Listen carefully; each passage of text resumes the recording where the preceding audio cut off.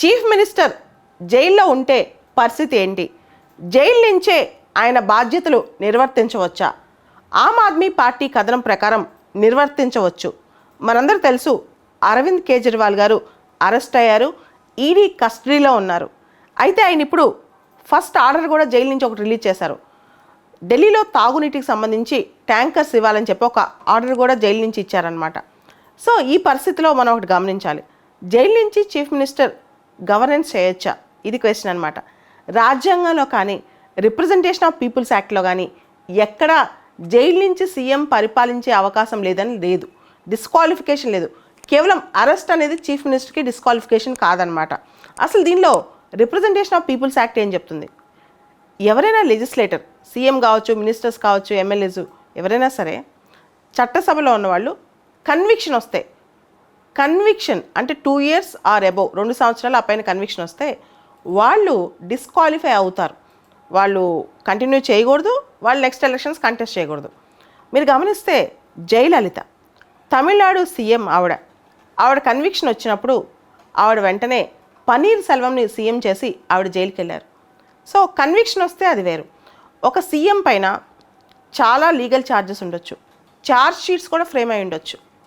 ఉదాహరణకి జగన్మోహన్ రెడ్డి గారు, ఆయన పైన చాలా కేసులు ఉన్నాయి, ఛార్జ్ షీట్స్ కూడా ఉన్నాయి, కానీ ఆయన సీఎంగా కంటిన్యూ అవ్వచ్చు. లీగల్గా ఎటువంటి బార్ లేదనమాట. ఎప్పుడైతే కన్విక్ట్ అవుతారో వాళ్ళు మాత్రమే లీగల్ డిస్క్వాలిఫికేషన్ గురవుతారు. అయితే ఇక్కడ అరవింద్ కేజ్రీవాల్ గారు కేవలం ఆయన పైన ఎలిగేషన్స్ ఉన్నాయి, ఆయన పైన ఎక్యుజేషన్స్ ఉన్నాయి, ఆయన అరెస్ట్ చేశారు. అది ప్రూవ్ అయ్యేదాకా ఆయన సీఎంగా కంటిన్యూ అవ్వచ్చు. అయితే టెక్నికల్గా జైలు నుంచి పరిపాలించకూడదని ఎక్కడ బార్ లేదు. కానీ ఇక్కడ ఒక క్వశ్చన్ ఏంటంటే, కస్టడీ నుంచి కానీ జైలు నుంచి కానీ పరిపాలించాలనుకున్నప్పుడు చాలా అబ్స్టకల్స్ ఉంటాయి అన్నమాట. వాళ్ళు ఒక కండిషన్డ్ పరిస్థితిలోంచి వాళ్ళు బయట ప్రపంచంతో డీల్ చేయాల్సి వస్తుంది. ముఖ్యంగా జైల్లో ఉన్న రెగ్యులేషన్స్ కానీ కస్టడీలో ఉన్న రెస్ట్రిక్షన్స్ కానీ వాళ్ళు పాటించాల్సి వస్తుంది. అదేవిధంగా క్యాబినెట్ మీటింగ్స్ పెట్టడం ఎలా, ఫైల్స్ ఎలా సంతకాలు పెట్టాలి, సో రెగ్యులర్గా వచ్చిపోవటం వల్ల ఇంట్రాగేషన్కి ఇబ్బంది జరుగుద్దా, ఇన్వెస్టిగేషన్కి ఇబ్బంది జరుగుద్దా, ఇవన్నీ కూడా గమనిస్తారు. అంత ఈజీ కాదనమాట. దీనికి సంబంధించి మనం గమనిస్తే చీఫ్ మినిస్టర్ అయినా, ప్రైమ్ మినిస్టర్ అయినా, ఏ మినిస్టర్ అయినా ఎవరినైనా చట్టబద్ధంగా అరెస్ట్ చేయొచ్చు. రూల్ ఆఫ్ లా, చట్టం అందరికీ ఒకటే. మన రాజ్యాంగంలో ఆర్టికల్ 361 దాని ప్రకారం ప్రెసిడెంట్, గవర్నర్స్ వీళ్ళని మాత్రం అరెస్ట్ చేయకూడదు.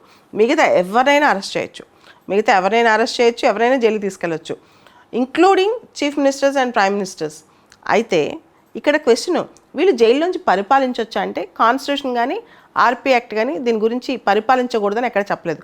కానీ ఒక వ్యక్తి కంప్లీట్గా రెగ్యులేటెడ్గా ఉన్నప్పుడు, కస్టడీలో ఉన్నప్పుడు తనకు కావాల్సిన ఇన్పుట్స్ కానీ, తను కండక్ట్ చేయాల్సిన మీటింగ్స్ కానీ, తను సంతకం చేయాల్సిన ఫైల్స్ కానీ, ఆఫీసర్లతో కాన్ఫరెన్సింగ్ కానీ, ఇవన్నీ ఎలా జరుగుతాయి? ఇదే పెద్ద క్వశ్చన్ అనమాట. సో చెప్పుకోవడానికి బాగానే ఉన్న జైలు నుంచి పరిపాలన, అసెంబ్లీ రౌడీ సినిమాలాగా ప్రాక్టికల్గా అంత ఈజీ అయిన పని కాదు. జైలు నుంచే నేను ఆర్డర్స్ జారీ చేస్తాను, జైలు నుంచే మీటింగ్స్ కండక్ట్ చేస్తాను, ఇదంతా ప్రాక్టికల్గా సరికాదనమాట. అయితే ఇక్కడ బీజేపీ పార్టీ మాత్రం అరవింద్ కేజ్రీవాల్ గారు రిజైన్ చేయాలని అడుగుతుందన్నమాట. ఇక్కడ ఒక విషయం మనం గమనించాలి, అరవింద్ కేజ్రీవాల్ అసెంబ్లీలో మెజారిటీ కోల్పోతేనో, నో కాన్ఫిడెన్స్ మోషన్ పాస్ అవుతేనో ఆయన గవర్నమెంట్ పడిపోవచ్చు, అది వేరే విషయం. ఇంకొక ప్రొవిజన్ ఇక్కడ ఉంది, అదే ఆర్టికల్ 239AB ప్రెసిడెంట్స్ రూల్ అనమాట. దీని ప్రకారం lieutenant governor, Delhi lieutenant governor NCT of ఢిల్లీలో కాన్స్టిట్యూషనల్ మెషినరీ ఫెయిల్ అయిందని చెప్పి ఆయన డైరెక్ట్గా ప్రెసిడెంట్స్ రూల్ విధించవచ్చు. ఢిల్లీలో రాష్ట్రపతి పాలన విధించే అవకాశం లేకపోలేదు.